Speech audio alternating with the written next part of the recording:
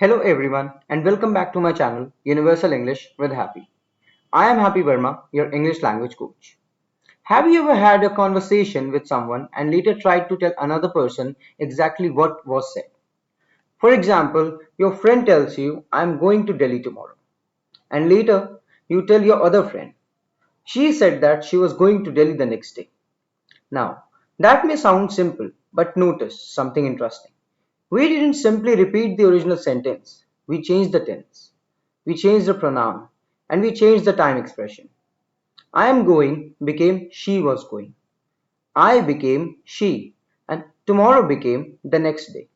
And that is exactly what today's lesson is about. Today, we are going to master direct and indirect speech, also known as reported speech. And don't worry, if you have always found reported speech confusing, by the end of this session, I want you to have a very clear mental framework.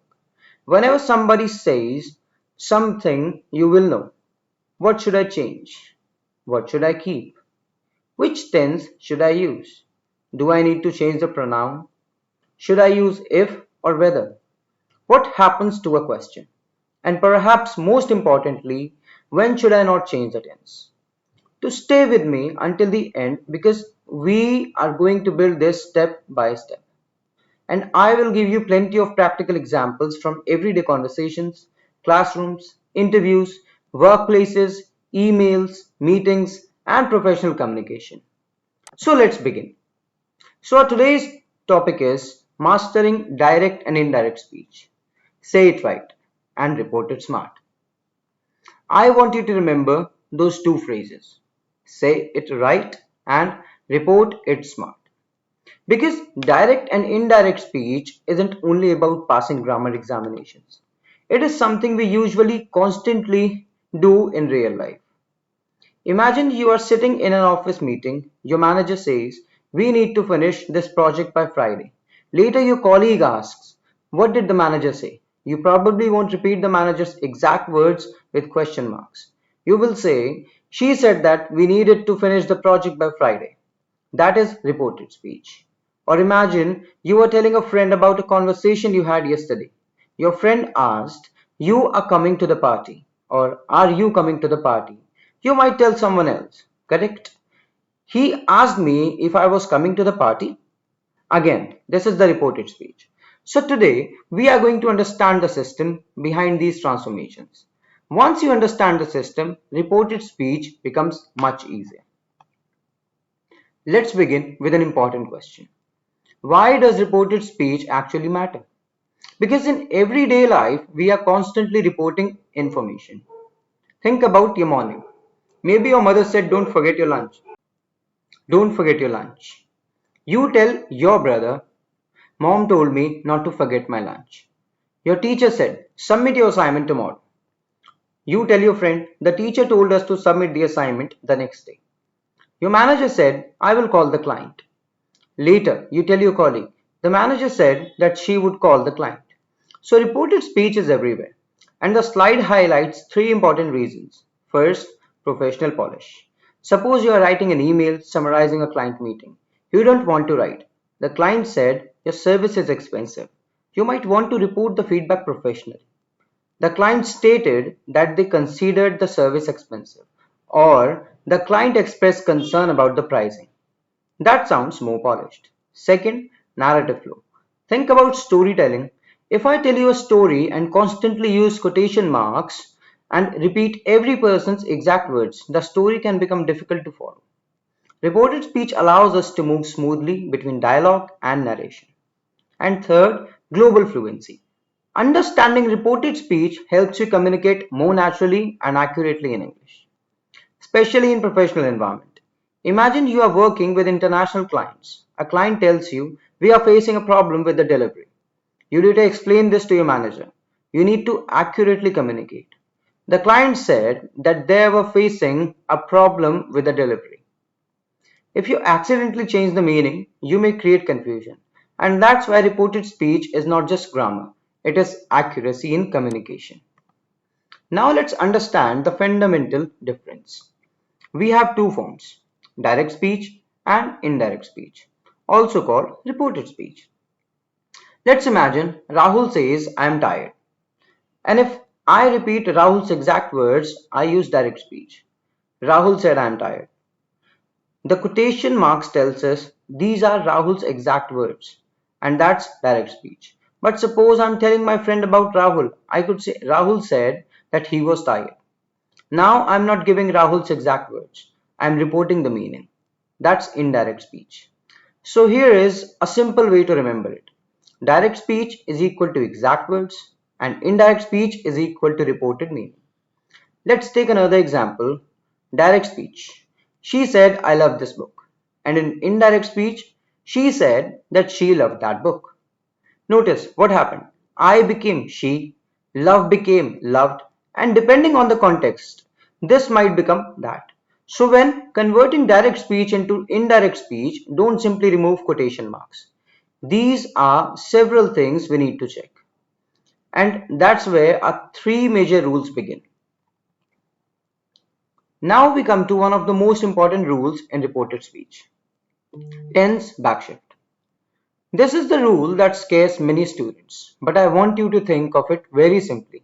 If the reported verb is in the past, for example, he said, she told me, they explained. The tense inside the reported statement generally moves one step backward. Think of it as stepping one step into the past. Let's look at the first example. In direct speech, it can be I work hard, but in reported speech, it can be he said that he worked hard. Present simple becomes past simple. Next, I am working becomes he said that he was working. Present continuous becomes past continuous. And I have worked becomes he said that he worked. Present perfect becomes past perfect. Now I want you to notice the pattern. Present simple becomes past simple. Present continuous become past continuous and present perfect become past perfect. It's essentially moving the tense one step backward. Let's try another example. Direct. I live in Delhi. And reported. She said that she lived in Delhi. Indirect. I am studying English. And in reported. She said that she was studying English. In direct, I have completed the assignment. In reported, she said that she had completed the assignment. So here's a little mental trick. Whenever you see he said or she said, ask yourself, do I need to step the tense backward? That one question will prevent many mistakes. Now let's take our tense backshift one step further. Because we haven't finished yet. What happens when the original sentence is already in the past? For example, she said, I finished early. Because finished is already past simple, we generally move it further back. She said that she had finished early. Past simple becomes past perfect. Now look at past continuous. In direct, I was waiting. Reported, she said that she had been waiting. Past continuous becomes past perfect continuous. And then we have the future. Suppose someone says, I will call you. And if I report that later, I say, she said that she would call me. Will becomes would. This is extremely common. Let's take a workplace example. Your manager says, I will send the report tonight. And you tell your colleague, the manager said that she would send the report that night. Now let's look at modal verbs. The slide highlights that, obviously. Can becomes could and may becomes might. For example, indirect. I can help you. And in indirect, he said that he could help me. In direct, I may attend the meeting. And in indirect, she said that she might attend the meeting. So your tense transformation toolkit now includes past, present, past to past perfect, will to would, can to could, may to might, and present to past. And remember, these are not random changes. They are changes made to preserve the relationship between the original statement and the time when we report it. Now we come to another extremely important rule, pronoun adjustment. And honestly, this is where many otherwise good English speakers make mistakes. And why? Because pronouns depend on perspective. Let's imagine John says, I lost my keys. If I report John's statement, I can't say, John said, I lost my keys. Because now it sounds like I lost the keys. Instead, I say, John said that he had lost his keys. And why so? Because John is male. His I becomes he. And his my becomes his. Let's look at the map on the slide. I becomes he or she. We become they, and my becomes his or her. And you changes according to who is being addressed. Let's take an example. I say Priya. You need to finish your assignment. If Priya reports this later, she might say, he told me that I needed to finish my assignment. Notice, you become I, your become my. So here is the important point. Don't mechanically change every you into he or she. You have to understand who is speaking, who is listening, and who is being reported about. Let's try one. In direct one, Ravi said, I love my job. And in indirect, Ravi said that he loved his job. Now another. Anita said, we completed our project.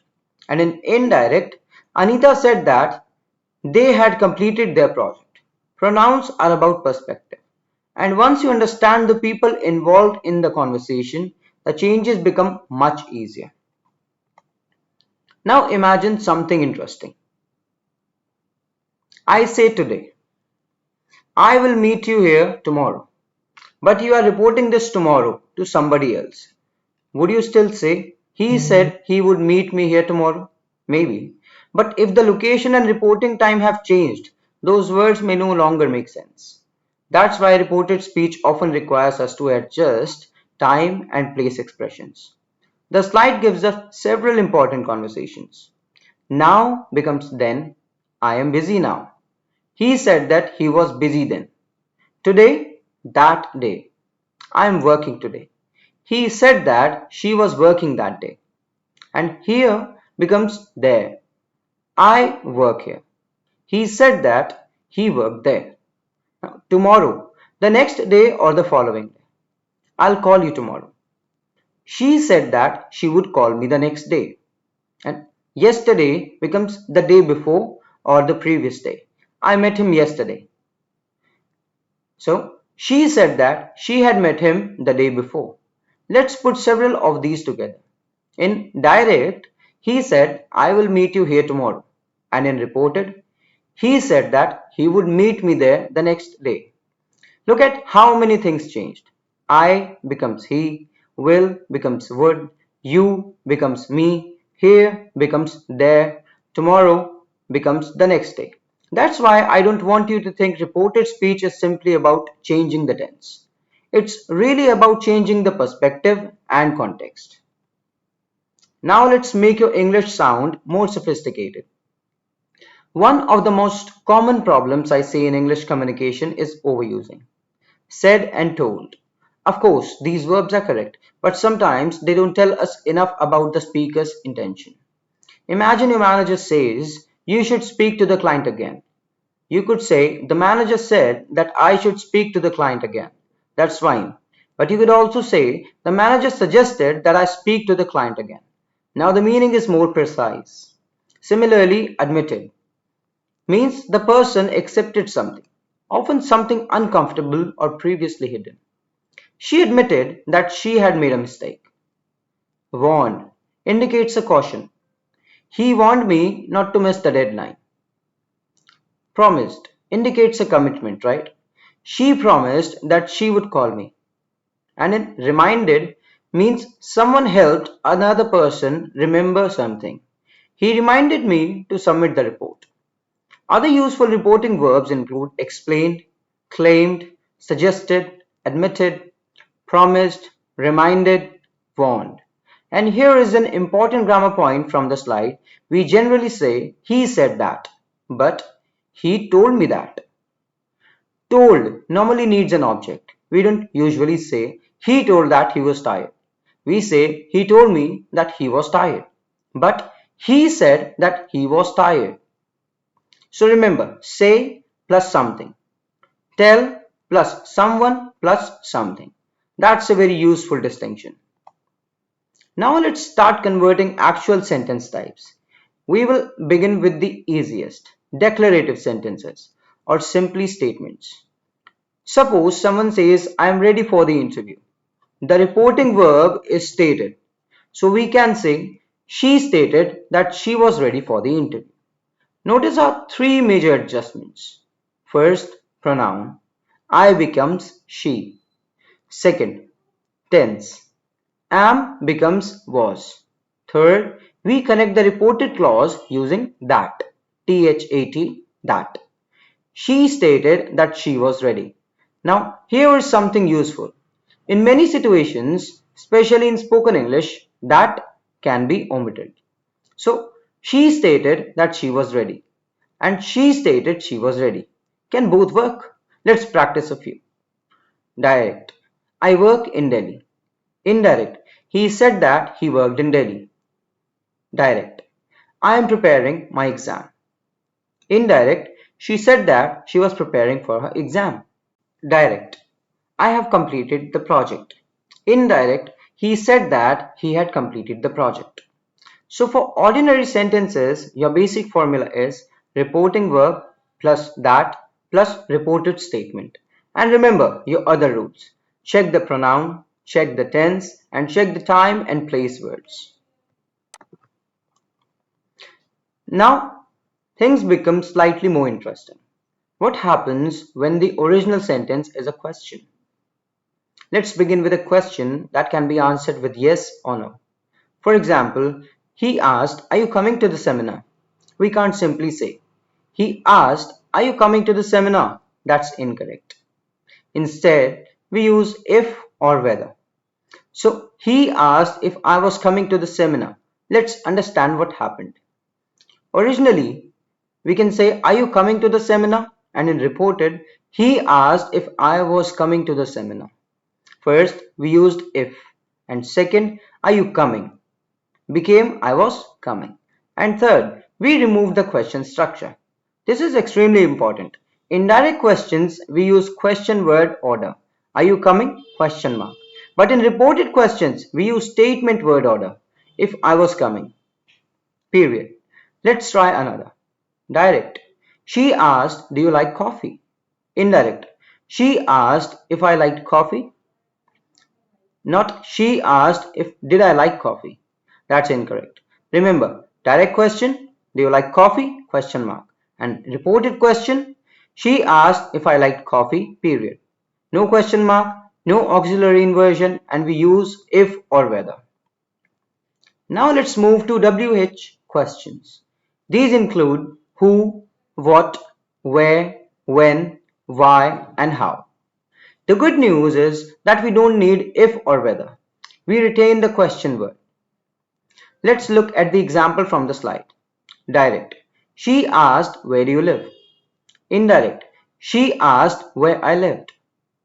Now, here is a very common mistake. Students often say, she asked, where did I live? But that is incorrect in reported speech. And why? Because the reported question uses statement word order. Let's compare direct question. Where do you live? Question mark. And the question structure is where plus do plus you plus live here.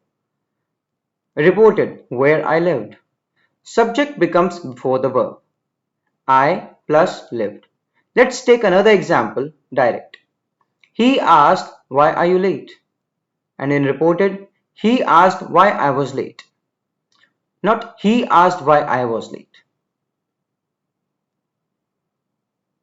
Another, direct. She asked, what are you doing? And in reported, she asked what I was doing. Let's take another. He asked, when will you arrive? And in reported, he asked when I would arrive. So here is a golden rule for reported questions. Keep the question word, remove question inversion, use statement word order. This one rule can eliminate a huge number of mistakes. Now let's move to another type of sentence. Commands, requests, and advice. And here is something very important. We don't handle imperatives in exactly the same way as ordinary statements. Instead, we commonly use reporting verb plus object plus to plus verb. Let's take the example direct. Please submit the report by noon, he said. And in indirect, he asked me to submit the report by noon. Notice that we didn't say. He asked me that I submitted the report. Instead, asked plus me plus to submit. Let's look at commands. Direct. Open the door. Indirect. He told me to open the door. Direct. Finish your homework. Indirect. The teacher told us to finish our homework. Now, what about negative commands? Suppose someone says don't be late. We use not to. So, he told me not to be late. Another example, direct. Don't touch the machine. Indirect. The supervisor wanted us not to touch the machine. Notice that choosing the reporting verb can make the sentence more accurate. Don't touch that machine could become the supervisor told us not to touch that machine. Or if the context involves danger, the supervisor warned us not to touch the machine. That's much more expressive. Now we reach one of the most important slides in the entire presentation.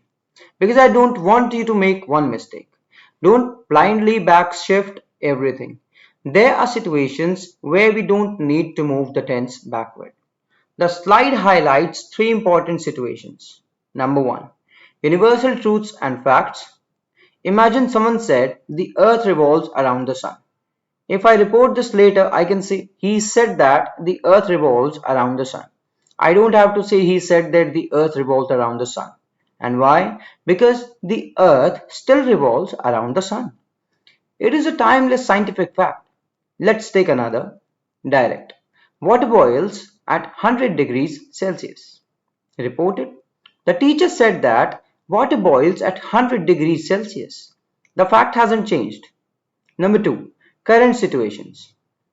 Suppose yesterday your colleague said, I live in Delhi, and today they still live in Delhi. Depending on the context, you may report, she said that she lives in Delhi. The present tense can be retained because the statement remains true. Number three, present reporting verbs. If the reporting verb itself is in the present, we don't normally backshift in the same way. For example, she says that she is tired. Not she says that she was tired. The reporting verb is present, says, and the statement remains connected to the present. So please remember, backshift is an important rule, but it is not a mechanical rule that you apply without thinking. Always ask, is the information still true? Is it a universal fact? And is my reporting verb in the present? So context matters.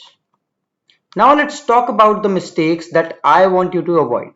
Because learning grammar isn't only about knowing the rules, it's also about recognizing the traps. Mistake number one, forgetting time word changes.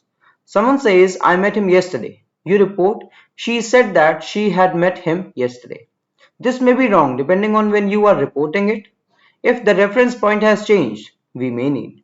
She said that she had met him the day before. So always check your time expressions. Yesterday, today, tomorrow, now, and here. These words depend heavily on context. Mistake number two, keeping question word order. Incorrect. She asked where did I live? Correct. She asked where I lived. So here is just a minute difference in both the statements.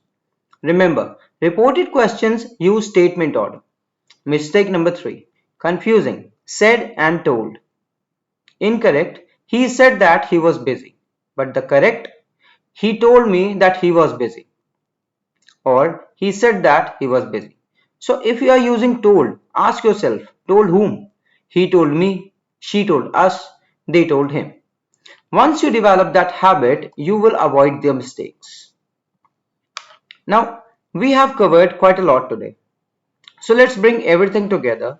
If you remember nothing else from this entire lesson, remember these four steps. Step number one, choose the right reporting verb.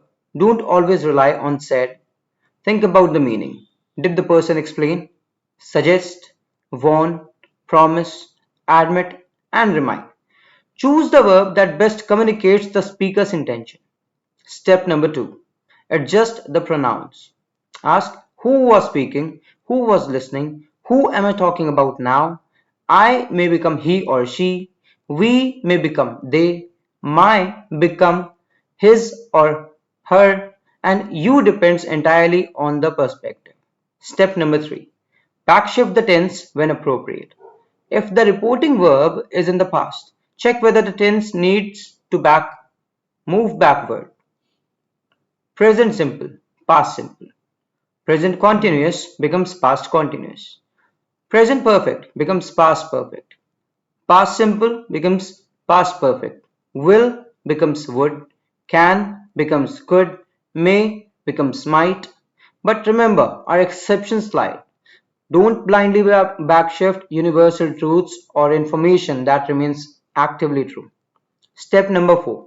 Update time and place markers. Now becomes then, today becomes that day, tomorrow becomes next day, yesterday becomes the day before, and here becomes there. And that's your basic conversion framework. I hope you understood all. And if you didn't, then please take a look at the video from start till the end.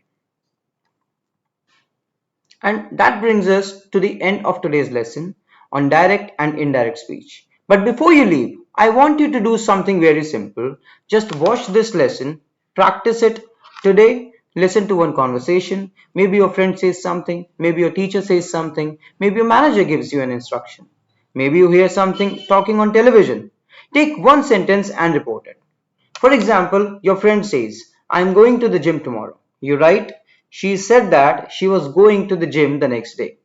Then ask yourself, did I change the tense? Did I change the pronoun? Did I change the time expression? Did I choose the right reporting verb? That's how grammar becomes fluency. Not by memorizing hundreds of rules once, but by using a small number of rules repeatedly. And remember the 4-step formula. Reporting verb, pronoun adjustment, tense backshift, time and place adjustment. If you master those 4 things, reported speech becomes dramatically easier. So keep practicing, keep listening, keep speaking, and most importantly, don't be afraid of making mistakes because every mistake gives you another opportunity to understand how English actually works. Thank you so much for joining me on Universal English with Happy today. If this lesson helped you understand direct and indirect speech more clearly, make sure you practice the examples from today's session and try creating a few more of your own. And if you are preparing for school, college, competitive examinations, interviews, or simply trying to improve your professional English, stay connected because we will continue breaking complicated English concepts into simple, practical steps. Until next time, say it right, report it smart, and keep improving your English. One sentence at a time, and you will see the difference. Thank you so much for watching, and I'll see you in the next masterclass. And before taking a leave, I have a request to make to all of you, the people who have not subscribed my channel yet, do subscribe it, Universal English with Happy. You may see the red button which shows subscribe. Please push that button and press the bell icon so you never miss an update. Happy learning! Videos बनाने हैं Filmora है ना।